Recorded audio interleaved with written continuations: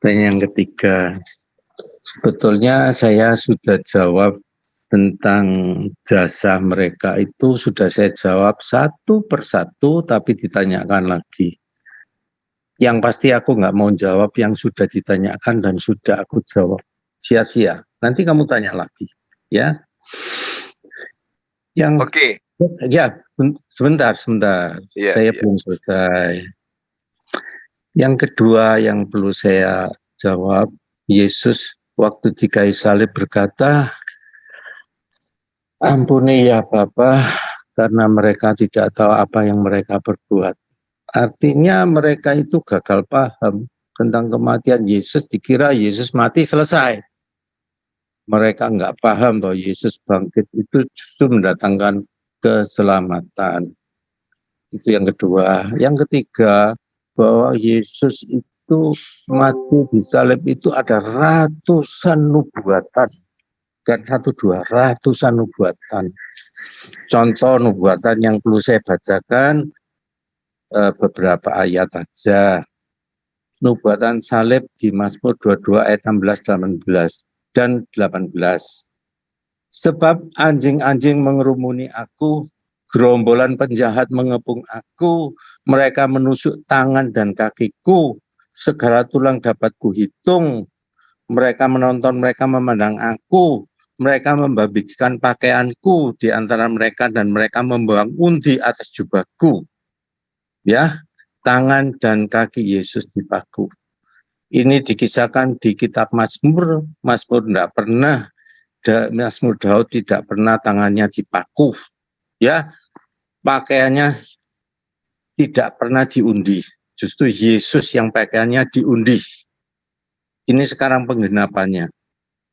Sesudah prajurit-prajurit itu menyalibkan Yesus, mereka mengambil pakaiannya lalu membagikan menjadi 4 bagian untuk tiap-tiap prajurit 1 bagian. Dan jubahnya juga mereka ambil. Jubah itu tidak berjahit dari atas ke bawah, hanya 1 tenunan saja.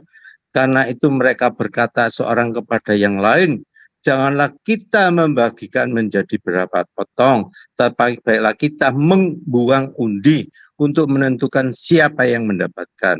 Demikianlah hendaknya supaya genaplah yang ada tertulis di kitab suci.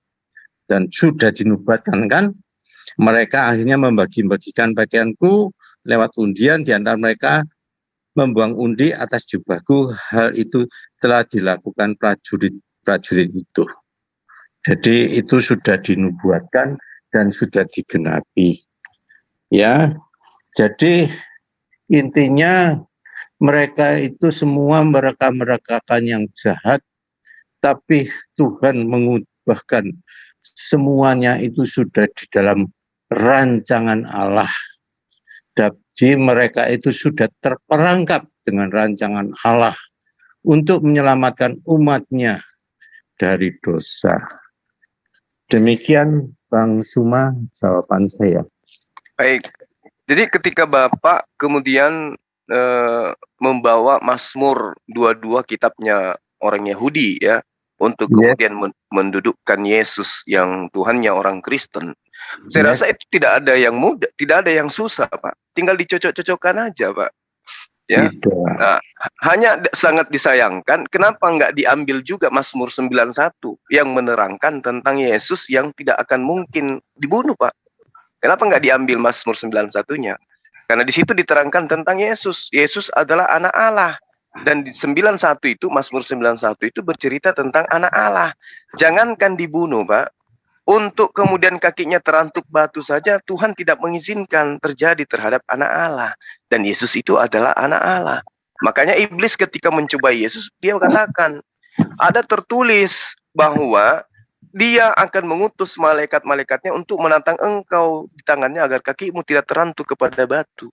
Ternyata Mazmur 91 itu jelas nubuatan untuk Yesus. Tapi kenapa nggak diterima itu Pak? Justru yang Mazmur 22 itu yang diambil. Kalau kita mau jujur-jujuran, Mazmur 22 itu menerangkan tentang oknum yang teriak siang dan malam Pak di atas tiang salib. Yesus nggak teriak-teriak Pak di atas tiang salib. Jadi bukan untuk Yesus itu Mazmur 22, tapi yaitu adalah hak teman-teman Kristen untuk mengambil kitabnya orang lain untuk mencocokkan kemudian apa yang ada di dalam iman mereka. Kita tinggal itu Pak.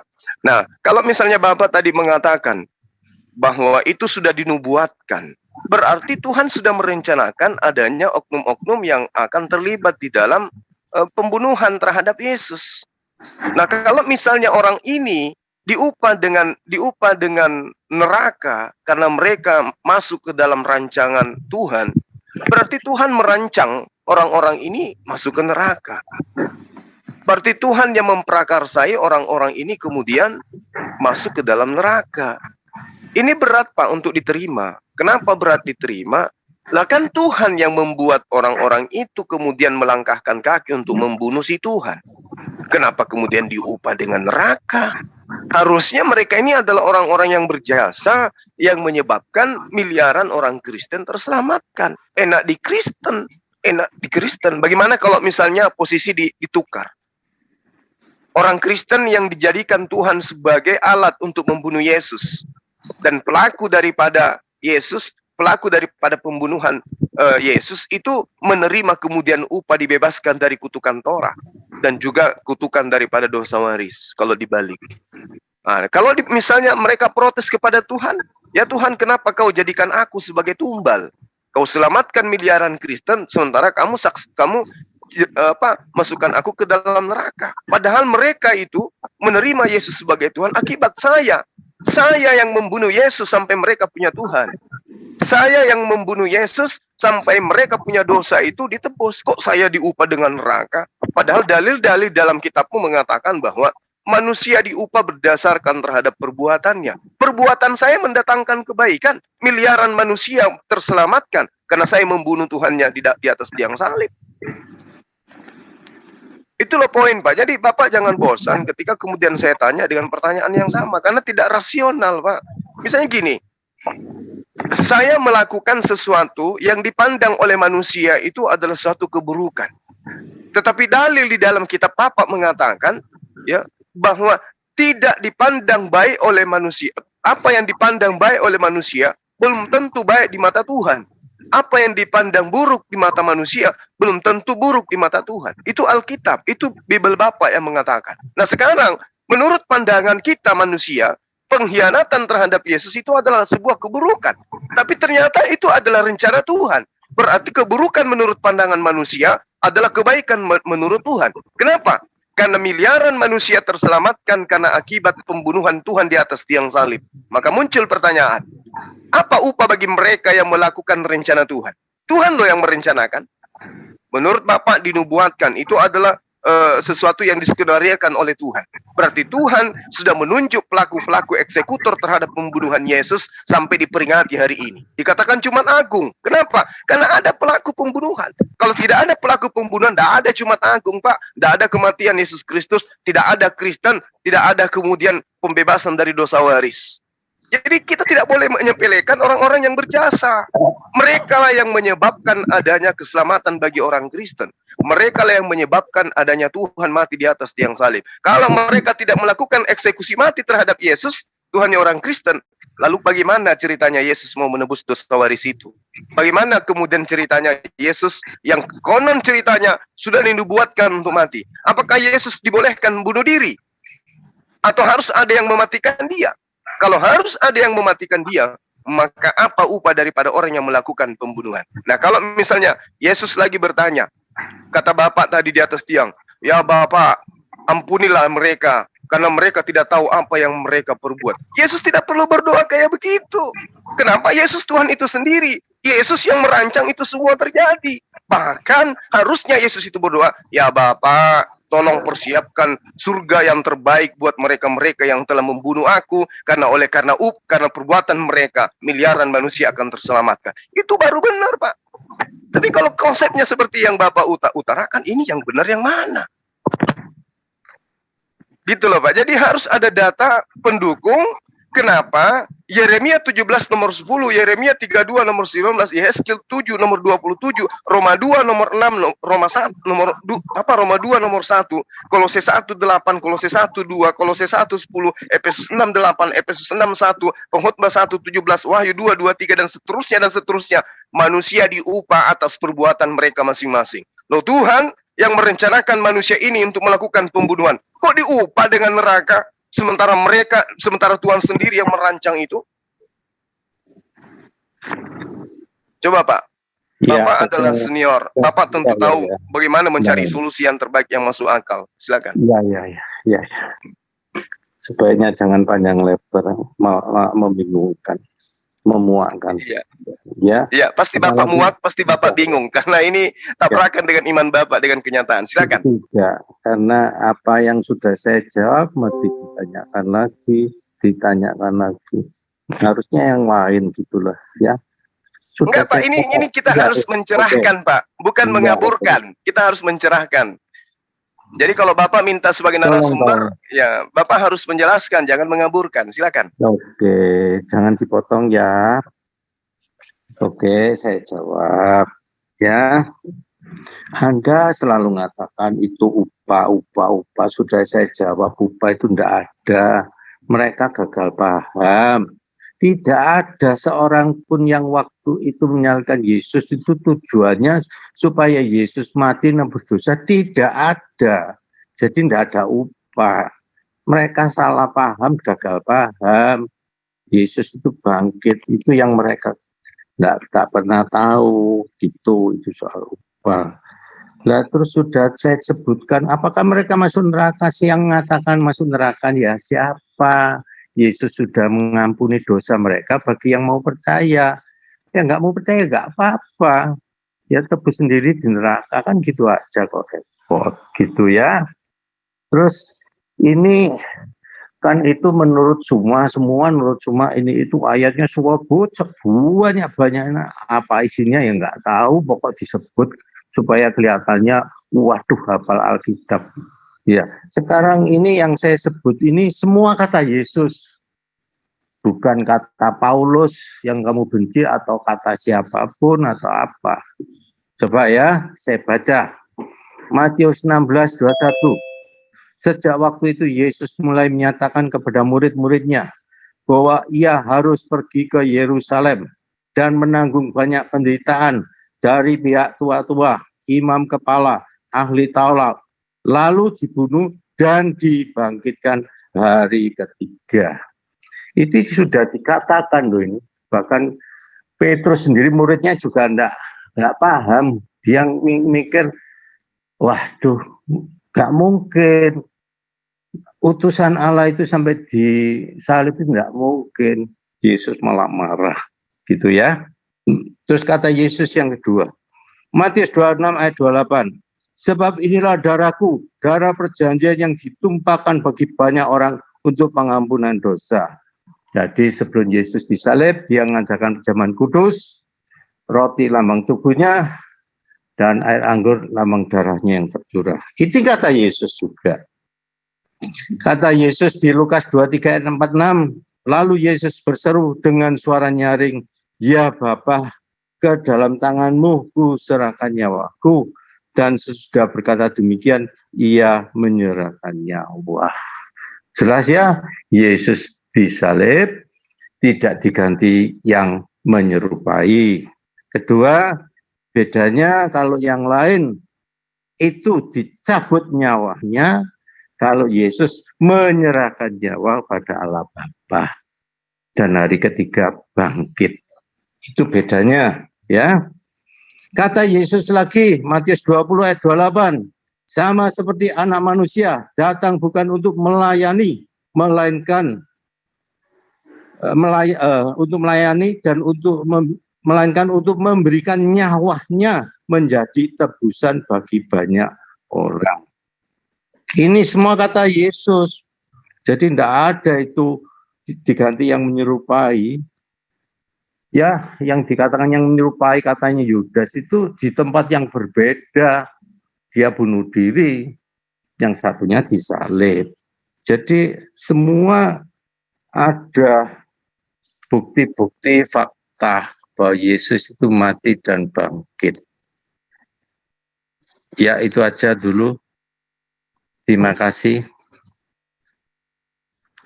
Halo. Iya, makasih Pak, makasih atas paparannya. Ya, cuman lagi-lagi yang kita bahas ini adalah orang-orang yang menangis di atas tertawanya teman-teman Kristen. Orang-orang yang kemudian tidak diketahui rimbanya seperti apa kemudian nasibnya. Bahkan didoakan kemudian dikarenakan karena mereka tidak tahu apa-apa. Padahal yang terjadi adalah janji Tuhan di dalam kitabnya teman-teman Kristen terhadap orang-orang yang melakukan sesuatu yang bermanfaat bagi orang lain, itu upahnya akan diterima kelak. Jadi manusia diupah berdasarkan atas perbuatan mereka masing-masing. Tapi ternyata hal ini kemudian tidak dianggap, bahkan upahnya itu tidak jelas. Sementara dalil di dalam kitab Bapa itu menerangkan bahwa manusia akan diupah berdasarkan atas perbuatan mereka. Nah, kalau kemudian Anda larinya kepada orang yang diserupakan, ya Bapak harus tahu bahwa di dalam pengajaran Yesus kepada Bani Israel, murid-muridnya yang asli, bukan kepada Kristen, ya, orang-orang Indonesia, bukan. Tapi kepada Bani Israel, itu Yesus diterangkan di dalam Mazmur 91 seperti yang Bapak ambil tadi di 22, saya pun ngambil di 91. Itu Yesus dinubuatkan tidak akan kena musibah, tidak akan pernah kena dia sesuatu yang bisa mencelakai dirinya. Lalu kemudian Yesus itu juga berdoa kepada Tuhan agar diselamatkan. Di dalam Ibrani 5 nomor 7, jelas di situ tertulis bahwa sebagai manusia, dia memanjatkan doa kepada Tuhannya agar diselamatkan dari maut, dan karena kesalehannya, doanya dikabulkan, doanya diterima. Berarti Yesus tidak disalib, karena doanya diterima. Lalu kemudian ketika Bapak mengatakan, Yesus itu sudah dinubuatkan untuk mati disalib, berarti Tuhan sudah merencanakan adanya orang-orang yang terlibat di dalam proses pembunuhan. Berarti upahnya harus jelas ini. Orang ini harus mendapatkan tempat yang paling tertinggi di antara semua tempat yang ada di surga. Surganya Kristen maksud saya. Karena mereka lah yang berjasa menyebabkan teman-teman Kristen ini terbebaskan dari dosa. Kalau misalnya Bapak mengatakan karena mereka tidak tahu apa-apa, mereka salah paham, mereka salah kaprah dan seterusnya. Betul, mereka salah paham, betul. Tapi bagaimana dengan Tuhan? Bagaimana dengan Bapak yang sudah mempersiapkan itu? Kan tidak mungkin Bapak itu salah paham. Tidak mungkin Bapak itu salah kaprah. Karena dia adalah Tuhan perancang. Dia yang merancang semua itu terjadi. Berarti ya Tuhan tidak bisa kemudian menyepelekan apa yang mereka lakukan. Karena datanya jelas. Saya bukan mengada-ngada, Pak. Datanya jelas. Amalan, perbuatan orang itu akan diupah berdasarkan dengan pekerjaan yang mereka lakukan. Nah, kalau dikatakan mereka kan melakukan pembunuhan, tapi kan pembunuhan itu atas dasar aturan, atas dasar cerita yang sudah disusun sebelumnya. Bahwa Yesus sebelum datang itu sudah direncanakan untuk mati di atas tiang salib. Proses daripada perencanaan itu melibatkan para eksekutor. Ketika para eksekutor itu sudah disiapkan, tentu ada upah yang membuat mereka senang. Bukan malah didoakan karena mereka tidak tahu. Ya, artinya Yesus pun ikut tidak tahu kalau ternyata mereka yang melakukan pembunuhan itu adalah orang-orang yang sudah ditunjuk untuk melakukan eksekutor kematiannya dia. Malah Yesus tidak tahu, malah dia pergi mendoakan. Padahal konon katanya dia itu adalah Tuhan itu sendiri. Ngapain didoakan? Bukankah itu adalah rancanganmu? Jika kamu itu adalah Tuhan itu sendiri. Jadi dalam hal ini, Yudas tidak bersalah. Orang-orang yang mengeksekusi daripada Yesus itu juga tidak bersalah. Mereka hanya sebagai oknum yang digunakan oleh Tuhan untuk kemudian melakukan apa yang menjadi nubuatan Tuhan datang mati dibunuh oleh manusia. Dibunuh oleh ciptaannya sendiri. Jadi kalau misalnya dikatakan mereka itu tidak tahu. Mereka itu melakukan dosa, mereka itu begini dan seterusnya, mereka salah paham. Sebenarnya yang salah paham ini siapa? Di dalam kitab Bapa sudah merencanakan, sudah dinubuatkan, Yesus datang mati, bangkit di hari ketiga untuk membebaskan orang Kristen dari kutukan dosa Torah, untuk membebaskan dosa dari Kristen dari dosa waris. Berarti semua sudah dirancang, semua sudah ditentukan, pelakunya siapa, kejadiannya kapan, harinya mana, dan tempatnya di mana, dan seterusnya. Itu sudah dirancang Tuhan. Berarti tidak bisa kemudian jasa-jasa pelaku pembunuhan ini dianggap sepele. Harusnya mereka ditempatkan paling tertinggi di kerajaan Tuhan. Karena sebab dialah kemudian sebagai pelaku eksekutor sampai Kristen miliaran mendapatkan keselamatan dan mereka memperingati Jumat Agung. Sekiranya pelaku-pelaku pembunuhan terhadap Yesus itu tidak melakukan sesuai dengan apa yang direncanakan oleh Tuhan, apakah mungkin kemudian ada peringatan Jumat Agung seperti hari ini? Coba Pak. Sekiranya mereka akan diupah oleh neraka, sekiranya mereka hanya diupah dengan bunuh diri, mau tidak mereka itu menjadi eksekutor? Nggak mau. Nah, kalau mereka nggak mau, lalu siapa yang mau menjadi tumbal, membunuh Tuhan, supaya Kristen mendapatkan keselamatan? Misalnya Bapak nih, hidup pada masa itu, Bapak ditawarkan, wahai Pak Wirianto, mau ndak kamu menjadi eksekutor pembunuhan terhadap Tuhan? Apa upahnya? Kamu bunuh diri nantinya dengan 50 keping perak. Mau ndak? Bapak pasti nggak mau. Semua orang pasti nggak mau. Lalu siapa yang menjadi eksekutor Tuhan? Kalau begitu, apakah Tuhan harus bunuh diri? Karena nggak ada yang mau celaka. Enak aja, situ yang dapat surga, saya yang membunuh, saya yang dapat neraka. Enak aja, saya nggak mau. Kaulah yang membunuh Tuhan. Biar aku menunggu aja upah keselamatan. Pasti begitu ceritanya, Pak. Karena itulah kemudian, kalau Bapak muak dengan penjelasan saya, itu karena tabrakan antara iman dengan akal Bapak. Itu saya pastikan. Nah sekarang, sekarang gini Pak, biar sederhana. Andai Bapak hidup pada masa itu, mau enggak Bapak menjadi eksekutor untuk membunuh Tuhan? Silakan. Oke, seandainya saya hidup zaman itu, bisa jadi saya ikut menyalibkan Yesus. Karena waktu itu Yesus menghujat Allah. Dia menyamakan dirinya dengan Allah. Dia menyebut dirinya anak Allah. Kalau saya, mungkin ini yang harus saya jawab karena pertanyaannya buahnya, jadi daripada lupa yang terakhir saya jawab. Ya, apakah Yesus itu nggak bisa menyelamatkan? Sangat bisa. Orang yang disalib di kanan kiri, yang satu menghujat, yang satunya itu baik pada Yesus. Dia katakan, jika engkau disalib karena kesalahanmu, tapi dia disalib karena dia itu memang melakukan untuk penebusan dosa. Hari itu juga Yesus berkata pada yang sebelah kanan, hari ini juga engkau bersama aku di Firdaus. Manusia siapa yang bisa mengajak manusia ke surga? Tidak ada selain Yesus. Ya, mengenai perbuatan. Ya memang semua orang itu diadil menurut perbuatan, betul-betul. Lah kalau orang jahat, walaupun dia ngaku Kristen, sudah ditebus darahnya, tapi kejahatannya suka berjudi, suka membunuh, suka main perempuan, suka berzina, ya tetap harus dihukum di neraka itu pasti orang yang nggak benar itu tobatannya nggak benar. Nah, tapi bedanya antara Kristen dengan agama lain adalah bahwa kita itu diselamatkan karena kasih karunia, bukan karena perbuatan. Apakah perbuatan perlu? Sangat perlu. Tapi perbuatan itu tidak bisa menyelamatkan. Perbuatan itu sebagai ucapan syukur kita karena kita diselamatkan. Perbuatan baik itu harus kita lakukan sebagai ucapan syukur, sebagai bukti iman bahwa kita sudah diselamatkan. Itu yang membedakan, ya. Jadi nubuat salib itu sebetulnya banyak, tapi yang kamu sebutkan itu semuanya bukan tujuan untuk nubuatan penyaliban Yesus atau tidak, bukan. Kalau dikatakan panjang umur, iya ya jelas Yesus sampai sekarang masih hidup kok. Karena dia bangkit, iya kan?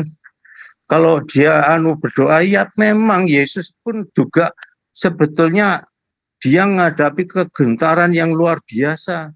Dia juga berdoa pada Allah, minta cawan ini lewat, tapi bukan kehendakku, biarlah kehendak Bapa yang jadi. Tapi kenyataan kehendak Bapa dia tetap harus mati. Dan itu sudah dinubuatkan. Ya, jadi semua yang dilakukan oleh Nabi, mulai Adam, pasti harus ada korban darah binatang. Ya, ketika Adam jatuh dalam dosa, maka Tuhan memberikan kulit binatang untuk apa? Menutupi auratnya. Jadi pasti ada korban darah binatang. Adam yang berdosa, tapi binatang yang mati. Itu zaman nabi-nabi. Nabi Nuh pun juga gitu, setelah air bah reda, maka Nuh juga mempersembahkan. Kejadian 8 ayat 20. Lalu Nuh mendirikan mezbah bagi Tuhan dari segala binatang yang tidak haram, dari segala burung yang tidak haram, diambilnya beberapa ekor, lalu dia mempersembahkan korban bakaran di atas mezbah itu. Tujuannya apa? Ya, sisa manusia yang ada di dalam bahtera itu supaya kudus. Lewat apa? Korban lagi darah. Nah, zaman Musa pun lebih lengkap. Korban bakaran ada, korban selamat ada, korban tebus salah ada, dan sebagainya. Para nabi mulai Yesaya, Salomo, Yusuf pasti harus mempersembahkan korban darah binatang. Saya bacakan 2 Samuel 6 ayat 17. Tabut Tuhan itu dibawa masuk, lalu diletakkan di tempatnya, di dalam kemah yang dibentangkan. Daud itu kemudian Daud mempersembahkan korban bakaran dan korban keselamatan di hadapan Tuhan. Abraham mempersembahkan Ishak, anaknya diganti anak domba yang sangkut semak duri. Itu gambaran anak domba Allah yang kepalanya dimahkotai duri. Nah, ini sekarang puncaknya. Kalau dulu itu para nabi itu hanya sebagai cek. Buka cek aja binatang yang harus keluar darah. Tapi cek itu kan harus cair. Gimana harus cair? Ini puncaknya. Ketika Yesus datang, dia tidak pernah mempersembahkan korban binatang, tapi dirinya sendiri sekali untuk selamanya. Justru ini puncak keselamatan yang sejati. Tapi banyak yang tidak percaya, termasuk orang Islam. Ibrani 7 ayat 27 dikatakan, yang tidak seperti imam-imam besar lain, yang setiap hari harus mempersembahkan korban untuk dosanya sendiri, dan sesudah itu barulah untuk dosa umatnya, sebab hal itu telah dilakukan satu kali selama-lamanya ketika ia mempersembahkan dirinya sendiri sebagai korban. Jadi yang lain-lain ini hanya lewat binatang-binatang, dan itu dilakukan berulang-ulang, tapi Yesus tidak pernah mempersembahkan korban, tapi dirinya sekali untuk selamanya buat umat tebusannya, buat yang mau percaya. Kalau kamu tidak mau ya nggak apa-apa, silakan terima korban terakhir, yaitu Yesus Kristus, maka Anda selamat. Silakan tolak korban Yesus, maka engkau menanggung dosamu sendiri di neraka kekal. Cuma itu aja kok. Ya, yuk, terima kasih.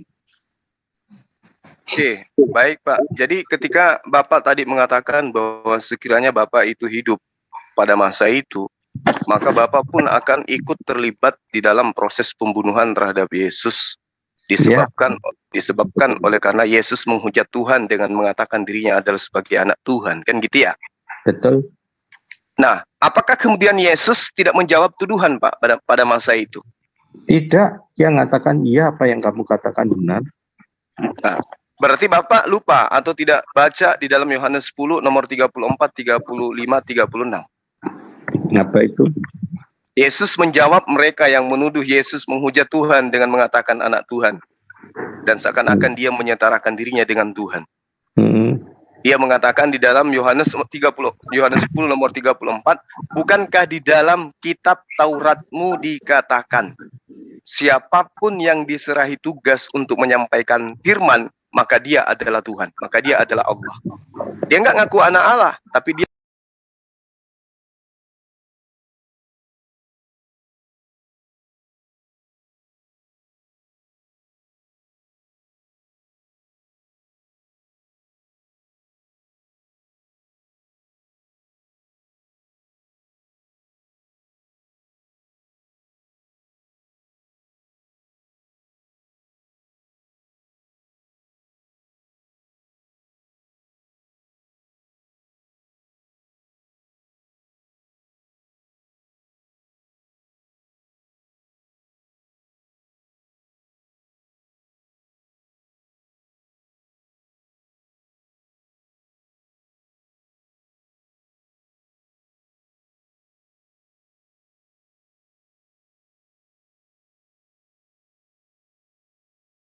tinggi.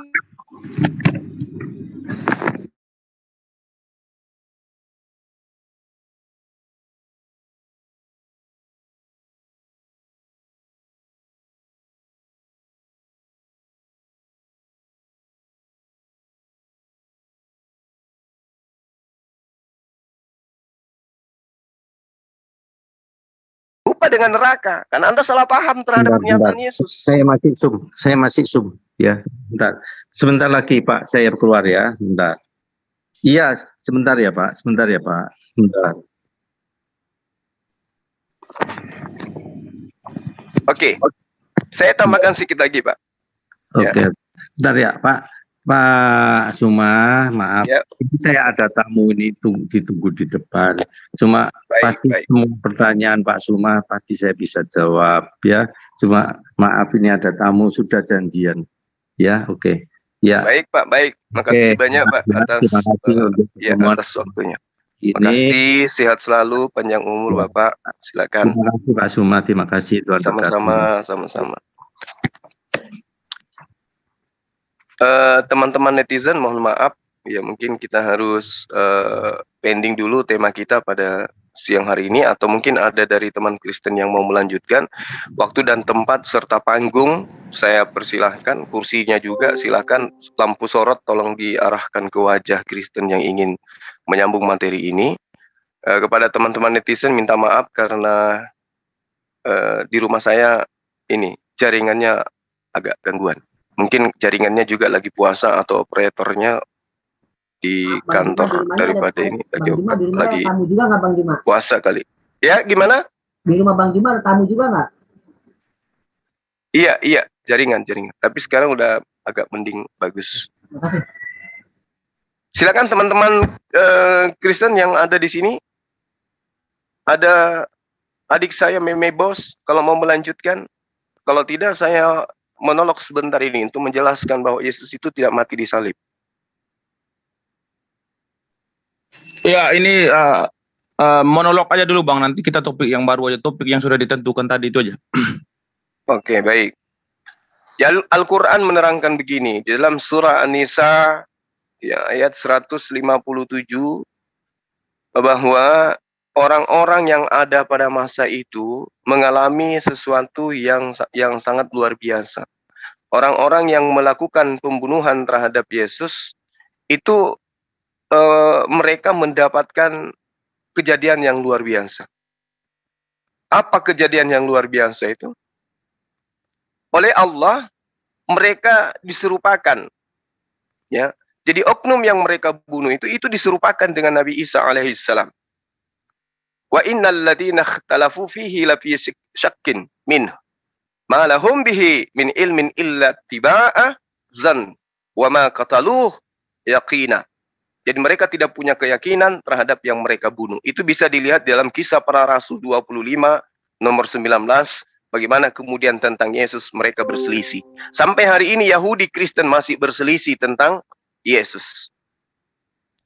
Makanya orang Yahudi dan orang Kristen yang sejatinya satu ajaran, satu agama, satu konsep di dalam bertuhan, ya, itu berbeda. Kenapa? Mereka berselisih. Jadi apa yang diterangkan Al-Quran 1400 tahun silam itu betul adanya.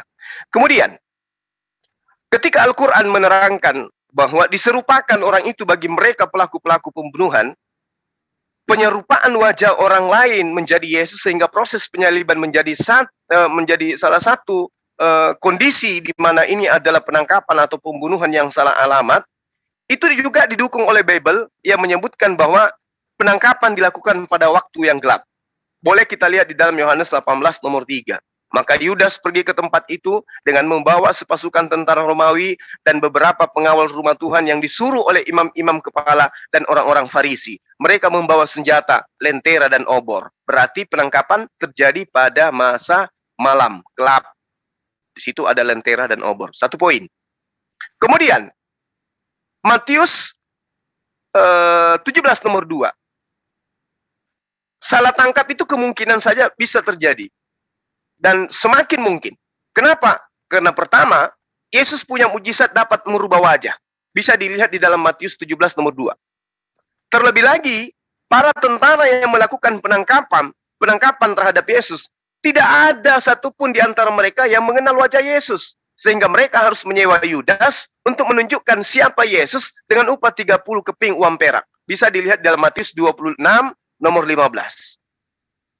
Jadi penyelamatan terhadap Nabi Isa alaihissalam dari penyaliban itu adalah tindakan yang sangat tepat dan terhormat. Ya, bukankah Bible sendiri mengakui bahwa orang yang mati di tiang salib adalah manusia terkutuk? Galatia 3 nomor 13.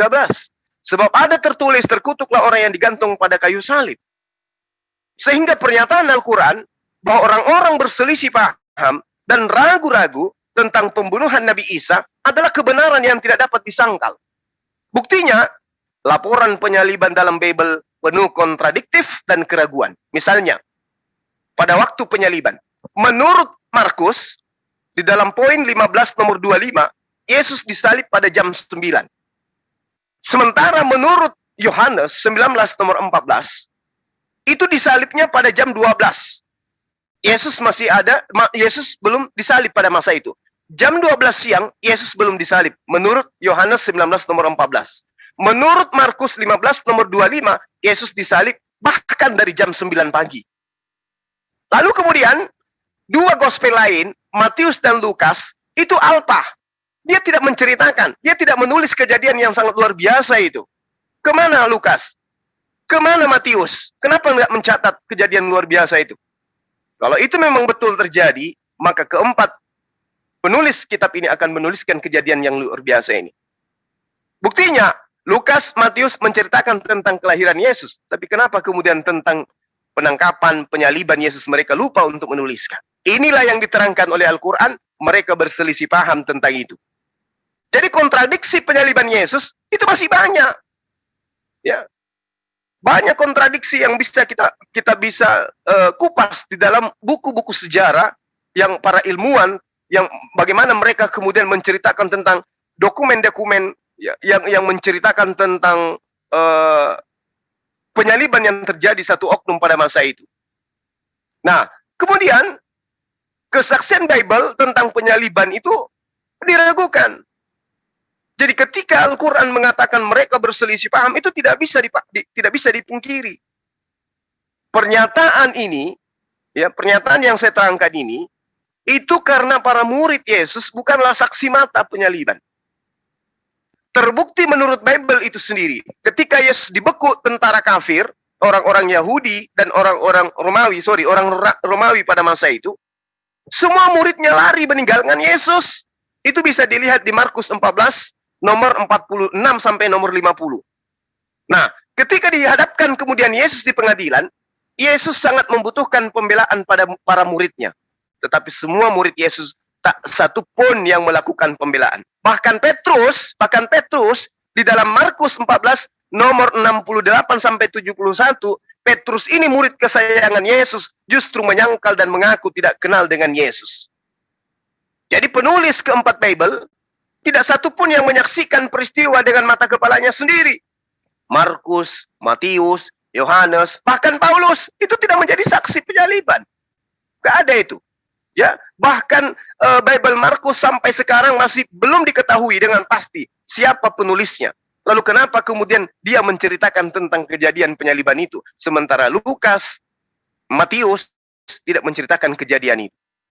Nah, inilah sahabat-sahabat yang saya katakan bahwa ketika Al-Quran menerangkan wa qaulihim inna qatalnal masiha Isa bin Maryam Rasulullah, ya Rasulullah, wa ma qatalu wa ma salabu walakin subbiha lahum, itu tidak bisa diragukan. Wa innal ladzina ikhtalafu fi la fi syakkim minhu ma lahum bihi min ilmi illa tibaa zanni wa ma qatalu yaqina. Ini tidak bisa diragukan. Karena kenapa? Pelaku daripada penyaliban pada masa itu adalah orang-orang Yahudi yang melaporkan, eksekutornya adalah tentara Romawi. Sampai hari ini antara Yahudi dan Romawi itu berselisih, tidak ada kesepakatan, kesepahaman dalam keyakinan keagamaan tentang Yesus.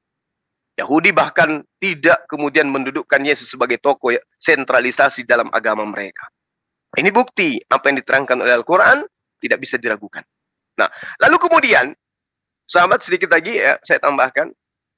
Ya, karena ini bermula daripada tantangan daripada saudara kita tadi, Bapak ini ingin ditanyain tentang Jumat Agung. Saya tadinya milih, apakah Islam, Yahudi, Kristen itu menyembah kepada Tuhan yang sama. Tapi dia mau ditanyain tentang Jumat Agung, tentang kematian Tuhannya dia. Makanya saya ngulas ini.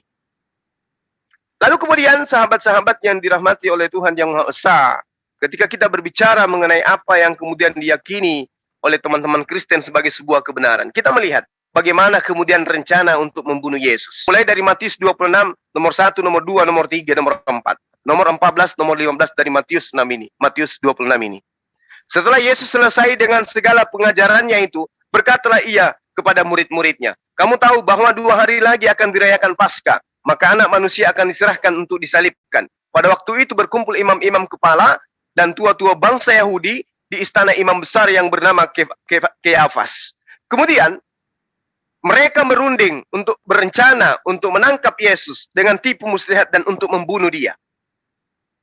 Lalu kemudian di nomor 14-nya diterangkan, kemudian pergilah seorang dari ke-12 murid itu yang bernama Yudas Iskariot kepada imam-imam kepala. Nomor 15-nya, Yudas berkata, apa yang hendak kamu berikan kepadaku? Mereka berkata kepada Yudas, apa yang hendak kamu berikan kepadaku? Kata Yudas, supaya aku menyerahkan Yesus kepada kamu. Mereka membayar 30 uang perak kepadanya. Lalu di nomor 16-nya, mulai saat itu ia mencari kesempatan yang baik untuk menyerahkan Yesus. Ini Yudas. Berarti Yudas ini harus mendapatkan upah yang luar biasa. Karena berkat dia, kemudian miliaran orang Kristen mendapatkan keselamatan oleh karena pengkhianatannya dia terhadap Yesus. Lalu kemudian, proses berlanjut di Matius 26. Lalu katanya kepada mereka, ini Yesus yang berkata kepada murid-muridnya, hatiku sangat sedih, seperti mau mati rasanya. Tinggallah di sini dan berjaga-jagalah dengan aku. Ini pernyataan oknum yang tidak siap dibunuh. Orang yang tidak ikhlas dibunuh ini. Yesus sedih. Kenapa dia sedih? Bukankah Yesus itu harusnya dihukum salib? Harusnya dia gembira. Tapi kok dia sedih? Lalu katanya kepada mereka, hatiku sangat sedih. Seperti mau mati rasanya. Tinggallah di sini. Dan berjaga-jagalah dengan aku. Lalu kemudian, tidak sampai di situ kronologinya. Yesus kemudian ibadah. Yesus berdoa. Yesus sujud dengan bersungguh-sungguh. Dengan berpeluh dia berdoa kepada Tuhannya. Ya Bapakku, jikalau sekiranya mungkin, biarlah cawan ini berlalu daripada aku. Tetapi janganlah seperti yang ku kehendaki, melainkan seperti yang engkau kehendaki. Setelah itu, Yesus kembali kepada murid-muridnya dan mendapati mereka sedang tidur. Apa yang Yesus lakukan ketika menemukan murid-muridnya sedang tidur? Sementara Yesus tadinya mengatakan, tinggallah di sini, berjaga-jagalah denganku. Lalu kemudian Yesus berdoa, sujud, mengenakkan tangan ke langit, meminta doa untuk diselamatkan dari kematian. Lalu kemudian ketika dia balik ke tempatnya menemukan murid-muridnya yang diminta untuk berjaga-jaga, ternyata muridnya ketiduran. Lalu apa kata Yesus ketika melihat muridnya ketiduran? Ya, dia berkata kepada Petrus, tidakkah kamu sanggup berjaga-jaga 1 jam aja? 1 jam aja. Berjaga-jagalah denganku, wahai Petrus. Berjaga-jagalah dan berdoalah supaya kamu jangan jatuh ke dalam percobaan. Roh memang penurut, tetapi daging lemah. Yesus memohon kepada murid-muridnya agar berjaga-jaga. Berjaga-jaga dari apa? Dari serangan tentara yang ingin menangkap dia.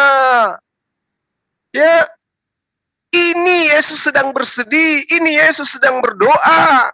Bukannya dia bangga, bukannya dia senang. Seperti apa yang kemudian membahagiakan teman Kristen hari ini. Yesus bersedih, meminta kepada muridnya, memohon-mohon kepada muridnya agar berjaga-jaga. Lalu kemudian Yesus ya di dalam data selanjutnya di Matius 26 ini, kita ambil satu perikop ya kawan-kawan, supaya kita tidak dianggap sebagai sesuatu yang membual ya. Di nomor 47, waktu Yesus masih berbicara, lalu kemudian datanglah Yudas. Jadi ini gelap gulita datang Yudas, salah seorang dari ke-12 murid, dan bersama-sama serombongan besar orang yang membawa pedang dan pentung. Wah, ini Tuhan ingin dipentung ini. Dibawakan pedang. Disuruh oleh imam-imam kepala dan tua-tua bangsa Yahudi. Orang-orang yang menyerahkan Yesus telah memberitahukan tanda ini kepada mereka.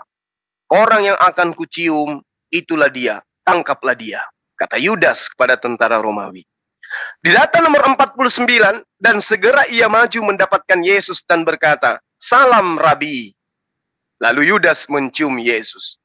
Tetapi Yesus berkata kepadanya, "Hai friend, hai teman, untuk itukah engkau datang?" Maka majulah mereka memegang Yesus dan menangkapnya. Mengapa harus ditangkap? Kenapa harus ada penangkapan? Ayo. Harusnya ketika penyaliban itu adalah sesuatu poin terpenting dalam kehidupan manusia, siang hari Yesus mengarahkan orang-orang Yahudi mempersiapkan apapun yang terkait dengan penyaliban dirinya. Gak ada proses penangkapan, gak ada. Justru Yesus lah yang harus membuat salib karena bapaknya tukang kayu. Harus. Tiap hari harus dia menyiapkan salibnya. Tempat dia disalibkan, tak perlu ditangkap. Harus diupacarakan harusnya. Diupacarakan penyaliban itu. Bukan dipertontonkan layaknya menangkap teroris. Bukan. Lalu kemudian kita lari kepada Matius 27. Ketika Yesus disalibkan. Mulai dari jam 12 kegelapan meliputi seluruh daerah itu sampai jam 3. Lalu di nomor 46, kira-kira jam 3, berserulah Yesus dengan suara nyaring. Eli, Eli, lama sabaktani. Artinya, Tuhanku, Tuhanku, Allahku, Allahku, mengapa engkau meninggalkan aku? Tertantang-tantang. Coba kita lihat. Coba kita lihat. Dari awal sampai akhir, kita melihat tanda-tanda yang dipertontonkan Yesus. Tidak ada keikhlasan dalam penyaliban. Tidak ada itu misi penebusan dosa manusia. Yang muncul kemudian di permukaan, yang nampak pada kejadian ini adalah Yesus tidak mau kalau dia disalib. Eli, Eli, lama sabaktani. Ini enggak ada. Mana prosesi keikhlasannya dia? Oh, kita ambil Mazmur 22. Yesus dinubuatkan untuk mati di salib. Nenekmu kiper. Kalau Yesus itu dinubuatkan, Yesus yang lebih tahu. Kalau dia dinubuatkan mati di salib, Yesus lebih paham. Maka isi ajarannya kemudian adalah, wahai Bani Israel, aku inilah Bapa yang datang untuk mati di salib, untuk menebus dosa-dosa kalian. Siapkan ini, siapkan itu, siapkan ini, siapkan itu. Bikin upacara, ayo kita pesta. Tuhan mau disalib dan akan bangkit pada hari ketiga. Buktinya, ketika Yesus dikatakan bangkit pada hari ketiga, sang murid ketakutan mengira yang muncul ini hantu. Wow, keren. Keren kali. Jika memang Yesus itu mau disalib untuk menebus dosa manusia, lantas mengapa mereka harus bersekongkol menangkap Yesus? Siapa sebenarnya yang menginginkan Yesus disalib? Yesus atau orang-orang yang menginginkan ajaran penjajah Romawi itu tergenapin di dalam kehidupan mereka dengan mengambil Yesus sebagai tumbal. Mengapa Yesus sedih? Mengapa Yesus berdoa serta meminta muridnya untuk berjaga-jaga? Mengapa Yesus repot-repot melakukan hal tersebut? Bukankah dia diutus untuk menebus dosa manusia? Mengapa? Mengapa Yesus harus bersedih? Tak perlu dia berdoa. Tidak perlu dia memohon untuk berjaga-jaga muridnya. Tak perlu. Harusnya mereka mempersiapkan penyaliban Tuhan, karena itu adalah hal terbesar ya, yang akan terjadi, di mana manusia semuanya akan digiring ke surga karena akibat ada Tuhan yang datang menyalibkan dirinya demi untuk menebus dosa manusia. Lalu kenapa kemudian Yesus harus ditangkap paksa? Kenapa? Mengapa harus meronta-ronta saat disalib sambil teriak Eli Eli lama sabachthani? Kenapa? Hal ini jelas menunjukkan bahwa Yesus tidak mau disalib. Yesus disalib bukan untuk menebus dosa manusia. Lantas dari mana ide penebusan dosa manusia itu? Nanti di sesi berikutnya kita akan menunjukkan fakta dan data bahwa ide penebusan dosa manusia itu sumbernya berasal dari ahli kitab, orang Farisi, orang munafik yang mengajarkan orang masuk ke dalam ajaran agamanya menjadi orang neraka dan menyebabkan mereka 2 kali lebih jahat daripada pendiri daripada ajaran itu. Paulus, jemaat Galatia, di dalam Galatia 3 nomor 13 menerangkan, Kristus telah menebus kita dari kutuk hukum Taurat dengan jalan menjadi kutuk karena kita, sebab ada tertulis, terkutuklah orang yang digantung pada kayu salib. Padahal original teksnya bukan tergantung pada kayu salib, tetapi tergantung pada di atas pohon. Ya, di sesi berikutnya kita akan membahas siapa sih yang menginginkan Yesus itu harus mati dengan cara terkutuk. Ide penebusan dosa itu dari mana asal-usulnya? Saya kira begitu para sahabat-sahabat sekalian. Saya anggap cukup untuk sesi kali ini. Yang pasti bahwa ketika penyaliban itu benar, maka orang-orang yang menyalibkan Yesus adalah pahlawan yang harus mereka hargai, karena berkat jasa mereka, Yesus memberikan kehidupan kekal kepada orang-orang yang mengimani dia mati terkutuk di atas tiang salib. Demikian dari saya. Salam satu Tuhan. Tetap semangat dalam bulan puasa.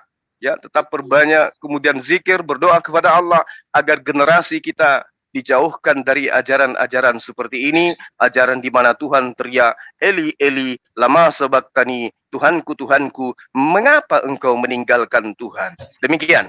Saya akhiri. Assalamualaikum warahmatullahi wabarakatuh. Salam satu. Waalaikumsalam warahmatullahi wabarakatuh.